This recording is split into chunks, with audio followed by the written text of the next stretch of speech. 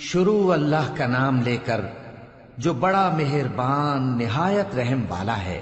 ایک طلب کرنے والے نے عذاب طلب کیا جو نازل ہو کر رہے گا، یعنی کافروں پر، اور کوئی اس کو ٹال نہ سکے گا۔ جو بلندیوں والے اللہ کی طرف سے نازل ہوگا، جس کی طرف روح القدس اور دوسرے فرشتے چڑھتے ہیں، اس روز نازل ہوگا جس کا طول 50,000 برس ہوگا۔ تو تم کافروں کی باتوں کو حوصلے کے ساتھ برداشت کرتے رہو۔ لوگ اس دن کو دور سمجھتے ہیں، جبکہ ہماری نظر میں وہ قریب ہے۔ جس دن آسمان ایسا ہو جائے گا جیسے پگھلا ہوا تانبا، اور پہاڑ ایسے جیسے رنگین اون، اور کوئی دوست کسی دوست کو نہ پوچھے گا، حالانکہ ایک دوسرے کو سامنے دیکھ رہے ہوں گے۔ اس روز گناہگار چاہے گا کہ کسی طرح اس دن کے عذاب کے بدلے میں سب کچھ دے دے، یعنی اپنے بیٹے اور اپنی بیوی اور اپنے بھائی اور اپنا خاندان جس میں وہ رہتا تھا، اور جتنے آدمی زمین پر ہیں، غرض سب کو دے ڈالے، پھر اپنے آپ کو عذاب سے چھڑا لے۔ لیکن ایسا ہرگز نہیں ہوگا۔ وہ بھڑکتی ہوئی آگ ہے، کھال ادھیڑ کر کلیجہ نکال لینے والی۔ وہ ان لوگوں کو اپنی طرف بلائے گی جنہوں نے دین حق سے اعراض کیا اور منہ پھیر لیا، اور مال جمع کیا، پھر سینت سینت کر رکھا۔ کچھ شک نہیں کہ انسان کم حوصلہ پیدا ہوا ہے۔ جب اسے تکلیف پہنچتی ہے تو گھبرا اٹھتا ہے، اور جب ملتا ہے اس کو مال تو بخیل بن جاتا ہے۔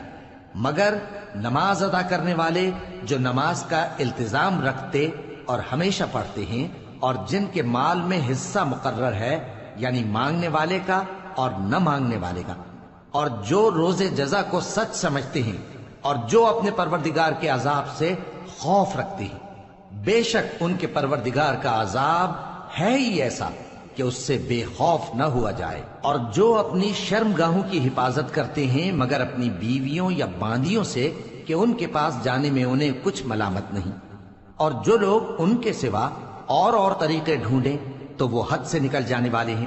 اور جو اپنی امانتوں اور اپنے عہد و پیمان کا پاس کرتے ہیں، اور جو اپنی گواہیوں پر قائم رہتے ہیں، اور جو اپنی نماز کی پابندی کرتے ہیں، یہی لوگ جنتوں میں عزت و اکرام سے ہوں گے۔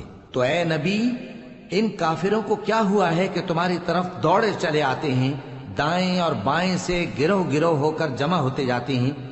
کیا ان میں سے ہر شخص یہ امید رکھتا ہے کہ نعمت کے باغ میں داخل کیا جائے گا؟ ہرگز نہیں۔ ہم نے ان کو اس چیز سے پیدا کیا ہے جسے یہ جانتے ہیں۔